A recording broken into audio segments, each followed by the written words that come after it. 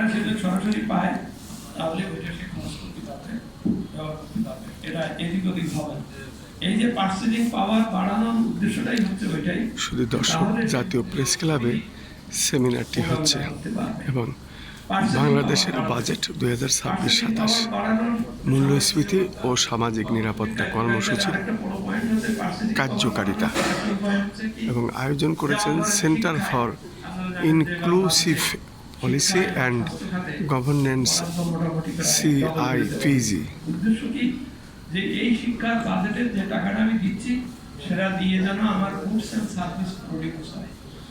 এটা দিয়ে যেন ওই সুন্দর সুন্দর আপনি দেখেন প্রত্যেকটা স্কুল আছে শিক্ষা প্রকৌশল দপ্তর কি সুন্দর করে বিল্ডিং বানিয়ে দিয়েছে, কিন্তু এই বিল্ডিং ভিতরে লেখাপড়া আছে কিনা সে ব্যাপারে কোনো খোঁজখবর নেই।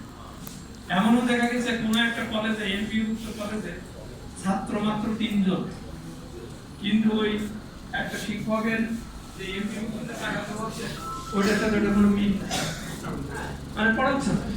তারপরে শিক্ষক ক্লাসে পড়াচ্ছে, ক্লাসে না পড়েই বলছেন বিএ ক্লাস তোমাকে প্রতিটা সাবজেক্টে প্রায় 2000 করে টাকা দিতে হবে, যদি না পড়ো তাহলে তোমার নম্বর দেওয়া হবে না, তুমি ভর্তি করো। অর্থাৎ জুলুম করে প্রায় 8000 বা 10000 বা 12000 টাকা অভিভাবকরে আলাদাভাবে আউট অফ পকেট খরচ করতে হচ্ছে। এখন শিক্ষায় আমি বাজেট দিলাম, শিক্ষকের বেতন দিলাম, ফুল বেতন দিচ্ছি। আপনারা জানেন যে এমবিএ ভর্তি শিক্ষক বা সবাইকে এখন গভর্নমেন্ট পুরো বেতনটা দেয়। আমরা যখন ছোটবেলায় পড়েছি আমাদের স্যাররা কিন্তু সামান্য টাকা পেতেন, আর বাকিটা ওই স্কুল কমিটি বা সবাই মিলে দিতেন এবং স্যাক্রিফাইস। এখন আর এটা স্যাক্রিফাইসের ব্যাপার না, এখন এটা একটা কমার্শিয়াল একটা ব্যাপার হয়ে গেছে। পড়াবেন না বিকালে, সকালে বিকেলে কোচিং করবেন, ওখান থেকে টাকা নেবেন, আর ওই গাইড পরিওয়ালাদের সাথে সাথে ভালো গাইড ওই গাইড ব্যবসা চলছে। অথচ সরকার এদিকে নাম তো হচ্ছে 1375 টাকা দিয়ে ফ্রি বই দিচ্ছে। এই ফ্রি বই ছাপানো, এর বিতরণ, এর গুণগত মান, এর কন্টেন্ট সব জায়গায় নাই। এখন এই যে আউট অফ পকেট খরচ হচ্ছে অভিভাবকের, তারপরে ঠিক একই অবস্থা স্বাস্থ্য।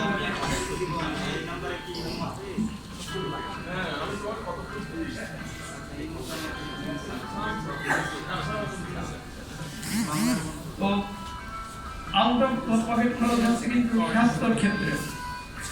হাসপাতালে উনি চিকিৎসা করছেন না, উনি বলছেন যে আপনি ক্লিনিকে যাবেন, গেলেই একটা লিস্ট ধরে দিচ্ছে যে এইগুলো পরীক্ষা করে দেবে। ওই পরীক্ষা কিন্তু হাসপাতালে আছে, তারপরে বলবে কিনা ওই অমুক জায়গা থেকে আনবে, এবং তার সাথে সে 40% কিন্তু সে একটা কমিশন নিয়ে নিচ্ছে।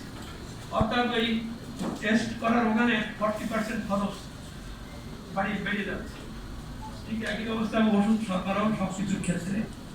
এখন এখানে যেটা ভাবা হচ্ছে যে যদি আমি একটু বাজেট বরাদ্দ বাড়িয়ে দিয়ে যদি ঠিক প্রকৃতপক্ষে চিকিৎসা দেন, ওখানেই হাসপাতালে যে ফ্যাসিলিটি আছে সেটা ব্যবহার করতে দেন, তাহলে ও না ওই রুগীর আউট অফ পকেট খরচটা আর বাড়বে না বা কমে যাবে।